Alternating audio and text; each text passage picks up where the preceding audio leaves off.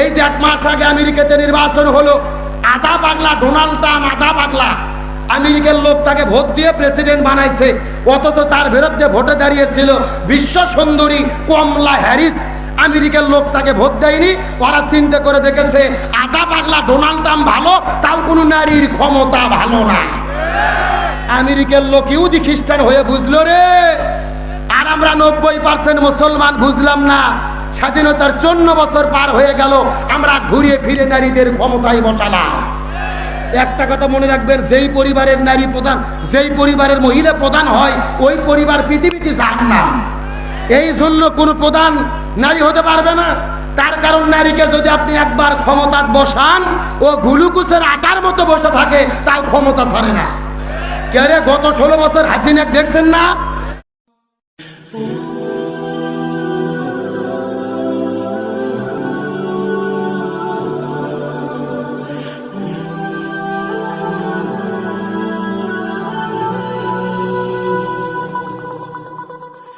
বাসর করা হবে, ঠিক আছে যুবকেরা, ইনশাআল্লাহ। তাহলে চিৎকার করে বলেন, একটা মহিলার জন্য কয়জন পুরুষ জাহান্নামে যাবে? আরো জোরে, জোর হলো না। তার মধ্যে 1 নম্বর কি? এ পঞ্চগড় মুসলমান, গভীর মনোযোগ। একটা মহিলা জাহান্নামের মধ্যে গেলে 4 জন পুরুষকে সঙ্গে করে জাহান্নামে যাবে। এর মধ্যে 1 নম্বর হলো বাবা, 2 নম্বর হলো ভাই। মুখস্থ করার চেষ্টা করেন। ছোট বোন যদি পর্দার বিধান মেনে না চলে, এই বোনটা পর্দা না করার কারণে যদি জাহান্নামে চলে যায়, এই বোনটি একা একা জাহান্নামে যাবে না। এই বোনটির কারণে বড় ভাইকেও জাহান্নামে যেতে। 1 নম্বর হলো বাবা, 2 নম্বর হলো ভাই, 3 নম্বর হলো স্বামী।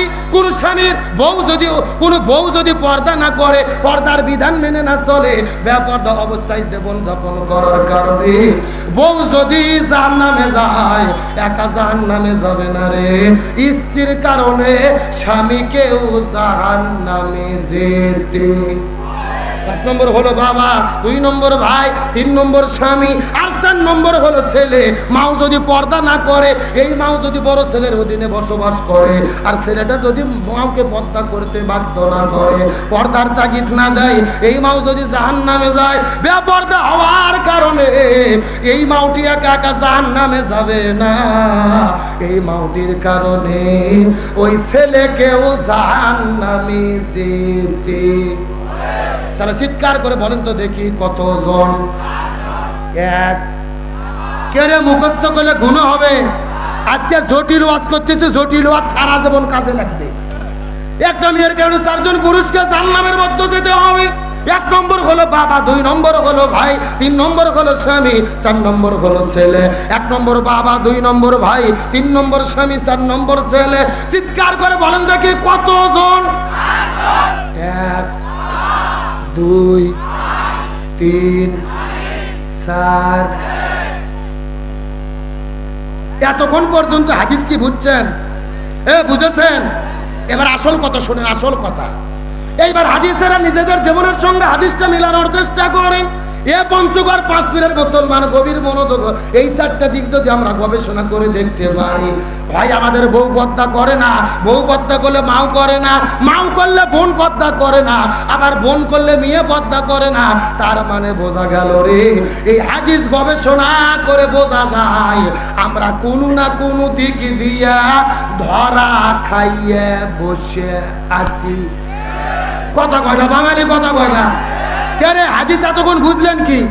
ভাই আপনার বউ পর্দা করে না, বউ পর্দা করলে মাও করে না, মাও করলে বোন করে না, আর বোন করলে মেয়ের তো ধাক্কাই যাওয়া যায় না। তার মানে এই 4টে দিক গবেষণা করলে বোঝা যায় আমরা কোনো না কোনো সাইড দিয়ে ধরা খাইয়ে আজকের মাহফিলত বসে। তার মানে বোঝা গেল হাদিসের ব্যাখ্যা। এই পঞ্চগড় জেলার 5পুর এলাকার ভেতরে, এই চানপাড়া এলাকার ভেতরে অধিকাংশ মহিলা যদি জাহান্নামে যায়, অধিকাংশ মহিলা জাহান্নামে যাবে না রে। অধিকাংশ মহিলার কারণে অধিকাংশ পুরুষদের কেউ জাহান্নামে যেতে। বাস, হাদিস ক্লিয়ার। পঞ্চগড় জেলার অধিকাংশ মহিলা যদি জাহান্নামে যায়, অধিকাংশ মহিলার কারণে অধিকাংশ পুরুষরাও। এত আসতে বলতেছেন কেন? জোরে বলেন, কোথায় যাবে? তার মানে বোঝা গেল আমরা যদি জাহান্নামের আগুন থেকে বাঁচতে চাই আগে আমাদের বাড়ির গুলো বাঁচার লাগবে। এই জন্য আল্লাহর কোরআন বলছে কু আনফুসাকুম ওয়া আহলিকুম নার, নিজেও জাহান্নামের আগুন থেকে বাঁচো, পরিবারের সদস্যদেরকেও।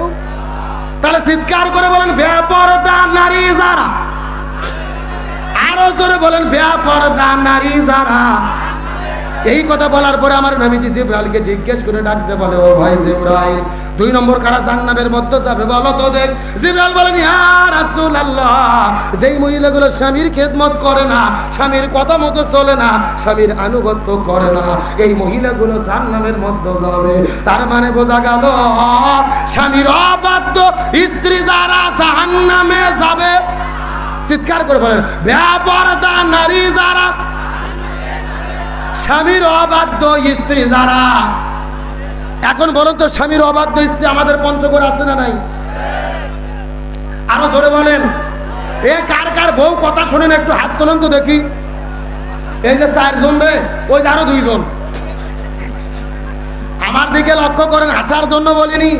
বর্তমানে পঞ্চগড় জেলার মহিলাদের যে অবস্থা, স্বামী যদি বউয়ের কথা শোনে, বউ বলে আমার স্বামী সোনা ময়না কলজে টিয়ে পাখি, এর মতো ভালো স্বামী দেশত নাই।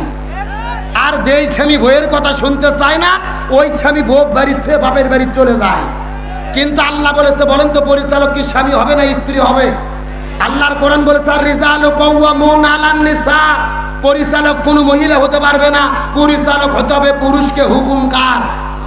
এ পঞ্চগড় মুসলমান গভীর মনোযোগ। এই যে 1 মাস আগে আমেরিকাতে নির্বাচন হলো, আধা পাগলা ডোনাল্ড ট্রাম্প, আধা পাগলা আমেরিকার লোক তাকে ভোট দিয়ে প্রেসিডেন্ট বানাইছে, অথচ তার বিরুদ্ধে ভোটে দাঁড়িয়েছিল বিশ্ব সুন্দরী কমলা হ্যারিস। আমেরিকার লোক তাকে ভোট দেয়নি। ওরা চিন্তা করে দেখেছে আধা পাগলা ডোনাল্ড ট্রাম্প ভালো, তাও কোনো নারীর ক্ষমতা ভালো না। আমেরিকার লোক ইহুদি খ্রিস্টান হয়ে বুঝলো রে। আর আমরা 90% মুসলমান বুঝলাম না। স্বাধীনতার 54 বছর পার হয়ে গেল, আমরা ঘুরিয়ে ফিরে নারীদের ক্ষমতায় বসালাম। একটা কথা মনে রাখবেন, যেই পরিবারের নারী প্রধান, যেই পরিবারের মহিলা প্রধান হয়, ওই পরিবার পৃথিবীতে জাহান্নাম। এই জন্য কোনো প্রধান নারী হতে পারবে না। তার কারণ নারীকে যদি আপনি একবার ক্ষমতা বসান, ও গ্লুকোজের আটার মতো বসে থাকে, তার ক্ষমতা ছাড়ে না। কে রে, গত 16 বছর হাসিনা দেখছেন না? এত চেষ্টা করে ক্ষমতা ছাড়া যায় না। আপনি আমার দিকে লক্ষ্য করেন, পরিচালক হবে পুরুষ। আপনাদের এলাকায় মহিলা মানুষ যারা ভিক্ষে করে, ওদেরকে কি বলে ভাই? ফকির না ফকিরনি? এ ভাই সে আসো আছে একটু বোঝেন, ফকির না ফকিরনি? ছেলে মানুষ যারা ভিক্ষা করে এরা হলো ফকির, আর মেয়ে মানুষ হলো ফকিরনি। আরে ভাই ফকিরনিরা তার ব্যাগের চাউলই রক্ষা করতে পারে না, দেশ রক্ষা করবে কেমনে? আপনাদের এলাকায় একটা ফকিরনি ভিক্ষা করার জন্য এসেছে, আসার পরে দেখে একটা বাড়ির মধ্যে ঝগড়া চলতেছে, শাশুড়ি আর বেটার বউ। এমন সময় ফকিরনি ভিক্ষা নিতে গেছে, বেটার বউ শাশুড়ির উপরে রাগ করে 5 কেজি চাউল ডাবরত থেকে বের করে ওর ব্যাগত ঢেলে দিয়েছে। যা, ফকিরনি 5 কেজি চাউল নিয়ে খুশিতে পুরো গ্রাম ঘুরতেছে আর বলতেছে, শাশুড়ি আর বেটার বউয়ের কি হলো, আমাকে 5 কেজি চাল দিল। গ্রাম পুরো গ্রাম হয়ে গেছে। একটা মহিলা চিন্তা করছে, কে রে, ওই বাড়িতে তো বেটার বউ শাশুড়ি ঝগড়া চলতেছে, তার মানে আর বেটার বউ কাম সারছে, যাই শাশুড়িকে খবর দিয়েছে তোমার ছেলের বউ 5 কেজি চাল ফকিরনিকে দিয়েছে। শাশুড়ি মাথা গরম, এক দৌড়ে ঘরের মধ্যে বের হয়ে ফকিরনির চালের ব্যাগ কারে নিয়ে পুরো ব্যাগ নিয়ে এসে ডাবরের মধ্যে ঢেলে নিয়েছে। বেটার বউ দিয়েছিল 5 কেজি, আর সকালে পুরো বোদা ঘুরে পাচ্ছে 5 কেজি, ওই 5 কেজিও নিয়েছে। কথা কি বোঝা যায়? তাহলে যেই ফকিরনি ঝোলার চাউল রক্ষা করতে পারে না, ওই ফকিরনি কি দেশ রক্ষা করতে পারবে? ওরা পারেওনি। গত 16 বছরে আমার দেশটাকে তারা ভারতের নরেন্দ্র মোদীর হাতে তুলে দিয়েছিল। আজকে ক্ষমতা হারিয়ে পাগলি হয়ে গেছে। পাগলি পাগলি পাগলিটা কি ভাবে যে জীবনযাপন করতেছে ভাই, আমি খুব টেনশনে আছি। পাগলি রে, খাওয়া দাওয়া নাই, ঘুম নাই। আপনাদের এলাকার একটা লোক ভাই ছাগল হারাইছে, জোরে বলেন কি? এ জোরে কর না কে? সারাদিন খুঁজেছে, ছাগল পায়নি। বিকেল বেলা খুঁজতে খুঁজতে বেটার সঙ্গে দেখা। এই লোক লাভ দুটো বলতেছে, ভাই ছাগল দেখেছিলেন? ছেলে বলতেছে, কে আমার বাপ আমাকে ভাই বলতেছে, মানে মাথা নষ্ট হলো নাকি? ছেলে মাঝে বলতেছে, মা আব্বা আমাকে ভাই বলেছে। মা বলতেছে, তোমার বাবাকে বাড়িতে আসুক, এর বিচার আমি করব। স্বামী বাড়ির চলে গেছে। স্ত্রী ডাকতে বলছে, ওই স্বামী তোমার কি মাথা নষ্ট? ছেলেকে তুমি কেন ভাই বলেছো? ও লাভ ধরে বলতেছে, মা তুই চুপ থাক মা, ছাগল হারালে এইরকম হয়। তাহলে যেই জাতি ছাগল হারালে ভাইক কয়, আপনার বেটা কয় ভাই, আর ভোগ কয় মাও, আর ওই 16 বছরে বিনা ভোটে প্রধানমন্ত্রী হয়ে এই সিএর দখল করেছিল 5 সেকেন্ডের মধ্যে ধ্যাত ছাড়া, ওর মাথা কি কম পাগলি হয়েছে ভাই? ও কখন ভুল বুঝে কি বলতেছে তার কোনো গ্যারান্টি নাই। আমরা পরিষ্কার করে বলি, এই বাংলার জমিনে আগামী নির্বাচনে শান্তি প্রতিষ্ঠার জন্য আর কোন মহিলাকে আমরা প্রধানমন্ত্রী দেখতে চাই না। আগামীতে আমরা পুরুষ প্রধানমন্ত্রী দেখতে চাই। কারা কারা আগামীতে পুরুষ প্রধানমন্ত্রী দেখতে চান? দুটি হাত আল্লাহকে তুলে দেখান।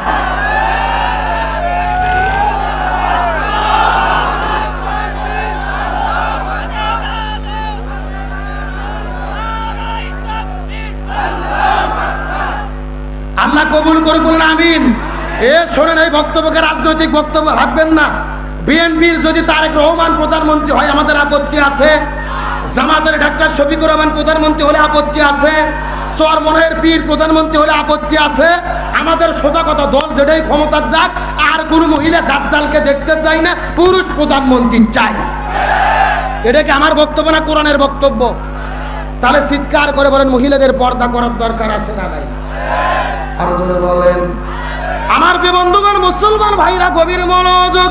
এই জন্য আমার নবী বলেছেন মহিলাদের 4টা আমল করা লাগবে। এই 4টা আমল করলে 8টা জান্নাতের দরজা খুলে দেওয়া হবে। 1 নম্বর হলো নামাজ, 2 নম্বর হলো রোজা, 3 নম্বর স্বামীর খেদমত, 4 নম্বর পর্দা। এই 4টা আমল যদি কোনো মহিলা করতে পারে, আল্লাহ তাদের জন্য 8টা জান্নাতের দরজা খুলে দেবে। যেই দরজা পছন্দ ওই দরজা দিয়ে তারা জান্নাতে চলে যাবে। মহিলারা যদি পর্দা না করে কবরের মধ্যে কেমন আযাব হতে পারে লক্ষ্য করে বলেন। আর একটা মিনিট মহিলাদের জন্য কথা বলবো, গভীর মনোযোগ। ওই পাকিস্তান দেশের করাচি শহরের ঘটনা। একটা সুন্দর মেয়ে পাকিস্তান করাচি শহরের মধ্যে বিদায় নিয়ে চলে গেল। আল্লামা তারেক জামিল রহমতুল্লাহ আলাইহি তার কিতাবের মধ্যে বর্ণনা করে বলে, এই সুন্দরী মেয়ে বিদায় নেওয়ার পরে এলাকার মানুষেরা যখন তার জন্য কবর করা শুরু করলো, কবর করতে করতে লক্ষ্য করে দেখা যায় এই কবর করা যখন শেষ হয়ে যাবে, লক্ষ্য করে দেখা গেল রে এই কবরের ভেতরে 1 নয় 2 নয় 99টা বিষাক্ত সাপ এসে হাজির হইয়া গেছে। কয়টা সাপের কথা বললাম? এই দৃশ্য দেখার পরে এলাকার মানুষেরা বড় পাগল হয়ে গেল। প্রথম কবর বাদ দিয়ে 2 নম্বর কবর খনন করা শুরু করলেন। ওই 2 নম্বর কবর খনন করতে করতে ওই 2 নম্বর কবর খননটাও যখন শেষ হয়ে যাবে, 2 নম্বর কবরের মধ্যেও 99টা সাপ দেখতে পারলেন। 3 নম্বর কবর খনন করলেন, ওই 3 নম্বর কবরে আবার 99টা সাপ দেখতে পারলেন। চিৎকার করে বলেন তো সর্বমোট কবর খনন করেছে কয়টা? আরো জোরে বলেন। একে একে 3টা কবর খনন করলো, 3 কবরের মধ্যেই কয়টা সাপ? এলাকার মানুষেরা জানাজানি হয়ে গেল, পেপার পত্রিকায় খবর চলে গেল। ওই পাকিস্তান দেশের বড় বড় মুফতি মুহাদ্দিসদেরকে ডাকা হলো, পাকিস্তানি আলেমদেরকে ডাকার পরে জিজ্ঞেস করা হলো, এ পাকিস্তানের আলেমেরা তোমরা ফতোয়া দাও তো দেখি এখন আমরা কি করব। পাকিস্তান দেশের আলেমেরা বলে, এই 3টা কবর কেন? 3000 কবর কেন? 3 লক্ষ কবর কেন? যদি 3 লক্ষটি কবর খনন করো কোনো লাভ হবে না রে। এই মেয়েটি যে আমল করেছে ওই আমলের কর্মফল তাকে কবরে ভোগ করতে হবে। ওই মেয়েটি কি এমন পাপ করলো যেই পাপের কারণে কবরের মধ্যে 99টা সাপ? আমাদের জানার দরকার আছে না নাই? এ পঞ্চগড় মুসলমান গভীর মনোযোগ অবশ্যই বলবো। তবে এখন আমি আপনাদের আলোচনার মধ্যে ফিরে নিয়ে চলে যেতে চাই। আমার হাতে টাইম নাই, আপনাদের মধ্য থেকে বিদায় নিয়ে চলে যাব। কথাটা সুন্দর করে বোঝার চেষ্টা করবেন। ওই যে সাহাবীর ওই উহুদের প্রান্তরে পড়ে আছে, কি গোসল বাকি মনে নাই নাকি আপনাদের? আরো জোরে বলেন, কি গোসল বাকি? এই পঞ্চগড়ে মুসলমান গভীর মনোযোগ দিয়ে বোঝার চেষ্টা করবেন। ওই যে ফরজ গোসল বাকি, স্ত্রী কান্না করতে করতে বলে, ইয়া রাসূলুল্লাহ আমার স্বামীর জন্য গোসলের ব্যবস্থাটা করে দেবেন। এই ভাইরা আমার কথাটা সুন্দর করে মনোযোগ দিয়ে বোঝার চেষ্টা করবেন। সেই বিষয়টা বোঝানোর জন্য দীর্ঘ প্রায় 2.5 ঘন্টা ধরে আলোচনাটা আপনাদের মধ্যে করতেছি। গভীর মনোযোগ। আমার নবী সাহাবীদেরকে ডাকতে বললেন, তোমরা হানজালার লাশটা খুঁজে বের করো।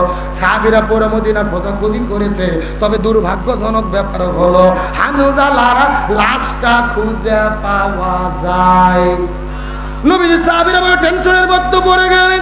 সাহাবী হানজালার লাশটা কোথায় চলে গেল? আবার নবীজি দায়িত্ব দিলেন, তোমরা খোঁজাখুঁজি করে বের করো। পুরো মদিনা খোঁজো, হুট পার খোঁজো, খেজুরের বাগান খোঁজো। আবার নতুন করে খোঁজাখুঁজি করা হলো। 3 বার ধরে খোঁজাখুঁজি করেছে, কিন্তু সাহাবী হানজালার লাশটা খুঁজে পাওয়া যায়। আমার নবীজি বড় টেনশনের মধ্যে পড়ে গেলেন। আমার নবীজি কান্না করতে করতে সেজদায় চলে গেছেন।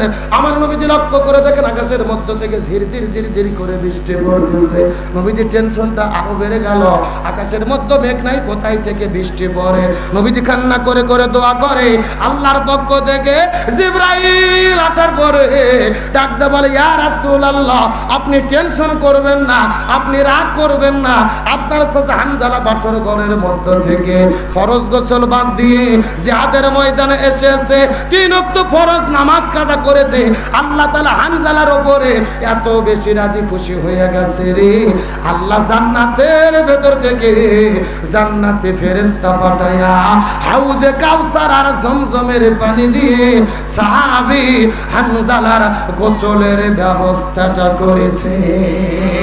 লিল্লাহি তাকবীর। এ পঞ্চগড়া মুসলমান, গভীর মনোযোগ। কি বুঝলেন? একদিকে ফরজ গোসল বাকি, আর একদিকে 3 ওয়াক্ত ফরজ নামাজ বাকি। ইসলামী আন্দোলন করার জন্য, দিন কায়েম করতে গিয়ে জীবন দেওয়ার জন্য আল্লাহ এত বেশি রাজি খুশি হয়েছে, আসমান থেকে জান্নাতে ফেরেশতা পাঠায়া তার জন্য গোসলের ব্যবস্থাটা করে দিয়েছে। তার মানে বোঝা গেল ফরজ গোসলের চেয়ে, ফরজ নামাজের চেয়ে আল্লাহর কাছে সবচাইতে প্রিয় হলো এই জমিনে কোরআন বিজয়ের আন্দোলন করা।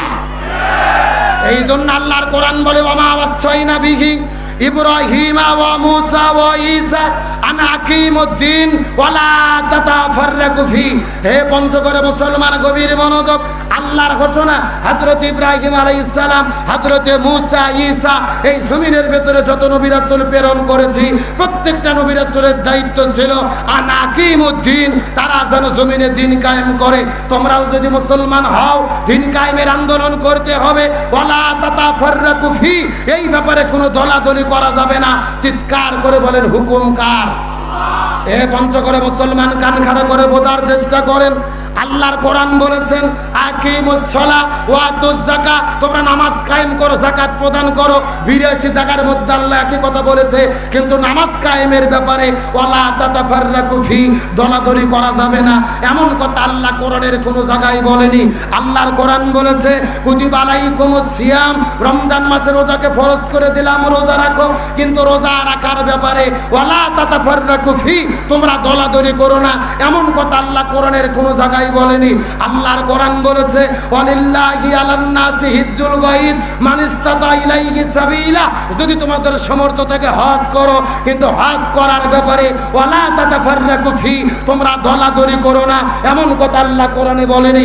আল্লাহর কোরআন বলেছেন, ফাযকুরুনি আযকুরুকুম, তোমরা আমার জিকির করো, আমিও তোমাদের জিকির করব, তবে জিকিরের ব্যাপারে ওয়ালা তাতাফাররাকু ফি, তোমরা দলাদলি করো না, এমন কথা আল্লাহ কোরআনের কোনো জায়গায় বলেনি। কিন্তু আল্লাহর কোরআন বলেছে, আকিমুদ্দিন, তোমরা দিন কায়েম করো, ওয়ালা তাতাফাররাকু ফি, এই ব্যাপারে কোনো মত পার্থক্য করো না। তার মানে বোঝা গেল আল্লাহ খুব ভালো করে জানে নামাজ, রোজা, হজ, যাকাত এইগুলো নিয়ে কোনো দলাদলি হবে না।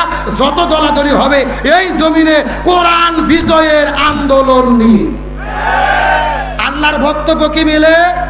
আপনাদের পঞ্চগড়ে এমনও বুড়ো চাচা আছে, মুখের মধ্যে দাড়ি, মাথার মধ্যে টুপি, নামাজ পড়ে 5 ওয়াক্ত। আপনাদের এলাকার কোন হুজুর যে যদি চাচাক বলে, চাচা বাংলাদেশে কোরআনের বিজয় করতে হবে, কোরআনের শাসন কায়েম করতে হবে, ওই চাচা লাফ দিয়ে উঠে বলে, এই হুজুর রাজনীতি করে রে।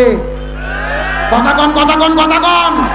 তার কারণে ওর কাছে নামাজ, হজ, যাকাত ভালো লাগে, কিন্তু আল্লাহর জমিনে আল্লাহর দিন কায়েম ভালো লাগে না। একেবারে সোজা কথা, যার কাছে নামাজ রোজা হজ যাকাত ভালো লাগে, আল্লাহর জমিনে আল্লাহর দিন কায়েম ভালো লাগে না, এরাই হলো টাটকা মুনাফিকের গোষ্ঠী। তার কারণ মুনাফিকের সর্দার ছিল আব্দুল্লাহ ইবনে উবাই। মুনাফিকের সর্দার কেন হলো? কারণ হলো দুইটা। রাসূলের পিছেই নামাজ পড়তো, মুকুটদারি, মাথার টুপি, হজ করতে 6 বার। সর্দার কেন হলো? দুইটা কারণে। 1 নম্বর নবীর নেতৃত্ব মানেনি, 2 নম্বর জমিনের ভেতরে দিন প্রতিষ্ঠার বিরোধিতা করেছে। সুতরাং আজকের প্রোগ্রাম থেকে পরিষ্কার করে বলি, আল্লাহর কাছে সবচাইতে দামি ইবাদত হলো দিন কায়েমের আন্দোলন করা। সুতরাং ইসলামী আন্দোলনের কর্মী হয়ে এই বাংলার জমিনে কোরআনকে বিজয়ী করার জন্য, কোরআনের শাসন কায়েমের জন্য ইসলামী আন্দোলনের কর্মী হয়ে হাতে হাত রেখে, পায়ে পা রেখে, মাথায় কাপড়ের কাপড় বেঁধে প্রয়োজনে শপথ গ্রহণ করে এই বাংলার জমিনে কোরআনকে বিজয়ী করার কাজ করার শপথ নিতে কারা কারা রাজি আছেন? দুটি হাত আল্লাহকে তুলে দেখান।